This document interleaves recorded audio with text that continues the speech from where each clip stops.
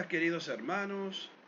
Vamos a abrir nuestro corazón a la palabra de Dios. Imploramos la gracia de comprender, amar y practicar esta buena noticia. En el nombre del Padre, del Hijo y del Espíritu Santo. Hoy leemos el Evangelio de San Mateo, capítulo 5, versículos del 17 al 19. Dijo Jesús: no piensen que vine para abolir la ley o los profetas. Yo no he venido a abolir, sino a dar cumplimiento. Les aseguro que no desaparecerá ni una i ni una coma de la ley antes que desaparezcan el cielo y la tierra, hasta que todo se realice. El que no cumpla el más pequeño de estos mandamientos y enseña a otros a hacer lo mismo, será considerado el menor en el reino de los cielos. En cambio, el que los cumpla y enseñe será considerado grande en el reino de los cielos. Palabra del Señor. Gloria a ti, Señor Jesús. Queridos hermanos, me voy a meter en un lío al tratar de comprender con ustedes el pasaje de hoy, pero confiando en su inteligencia, en su buena voluntad, voy a dar este paso. Un profesor nos decía que en el texto que leímos hoy se revelan algunas de las tensiones de la primera comunidad. Es cierto que Jesús no vino a anular la ley y los profetas, al contrario, Él la llevó a su plenitud. No se quedó en la letra que mata, como dice San Pablo, sino que vio el espíritu que da vida. Por eso la gente lo seguía como profeta, lo escuchaba porque enseñaba con autoridad, lo consideraba un gran maestro. Y los religiosos de su época, muchos atados a la letra de la ley, lo odiaban porque les echaban en cara que ellos, en vez de liberar a la gente, la esclavizaban, poniéndola bajo el yugo de la ley.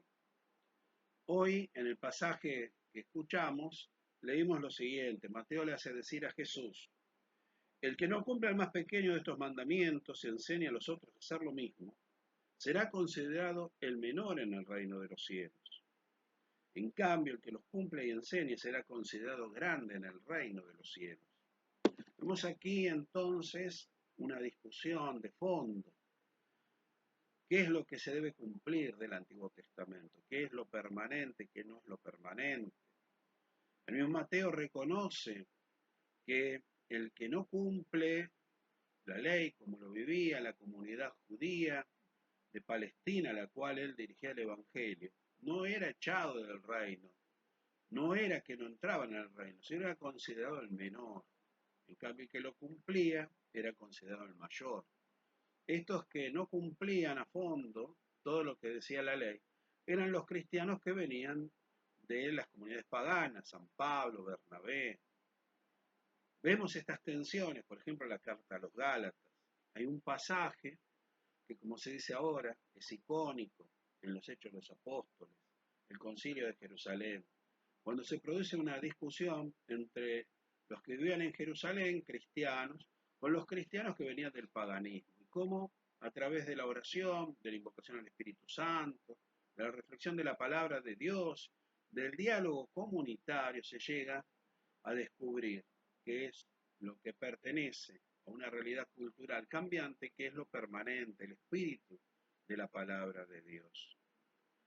Jesús lo tuvo claro, no era lo mismo lo que vivía Moisés 1250 años antes que él, que lo que vivió alguno de los profetas 600, 700, 500 años antes de Cristo, que lo que vivió Jesús en la Galilea del año 30 al 33. Y nosotros también tenemos que hacer el esfuerzo de iluminar la realidad con la palabra de Dios. Esa palabra que no cambia, pero que se aplica a la realidad cambiante. Esto no significa ser manga anchas, no significa echarle agua al Evangelio, al contrario. Muchas veces vamos a tener que vivir de forma heroica el Evangelio. Muchas veces vamos a discutir con gente muy querida que vive en contra de las verdades de la palabra.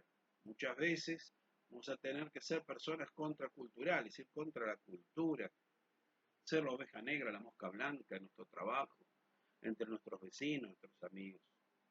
Es un esfuerzo muy grande, es un esfuerzo, pero que lo debemos hacer porque es nuestro esfuerzo de fidelidad a la palabra de Dios. Jesús dice, el que quiera ser mi discípulo, que tome su cruz y me siga. Muchas veces hablamos de la cruz en cuanto a dolores, sufrimientos, persecuciones, pero también tenemos la cruz de la fidelidad, de la fidelidad. Esta fidelidad que pasa también por la reflexión intelectual. Tenemos que reflexionar profundamente cuál es la voluntad de Dios para aquí y ahora. El Papa Francisco nos ayuda animándonos a vivir la sinodalidad como un camino apto para encontrar esta respuesta. Y lo hace en la carta que nos envía para la Cuaresma este año. Voy a leer un pequeño pasaje de ella. Dice así el Papa: la novedad de Cristo es el cumplimiento de la antigua alianza y de las promesas. Es inseparable de la historia de Dios con su pueblo y revela su sentido profundo. De manera similar, el camino sinodal está arraigado en la tradición de la Iglesia y al mismo tiempo abierto a la novedad. La tradición es fuente de inspiración para buscar nuevos caminos, evitando las tentaciones opuestas del inmovilismo y de la experimentación improvisada. Dejémonos ayudar por la enseñanza del Papa, por la enseñanza de la Iglesia, para poder vivir el Evangelio con toda la fidelidad que se merece. Este va a ser nuestro esfuerzo cuaresmal este año y siempre. Gloria al Padre, al Hijo y al Espíritu Santo, como en el principio, ahora y siempre, por los siglos de los siglos. Amén. Nos bendiga Dios Todopoderoso, el Padre, el Hijo y el Espíritu Santo.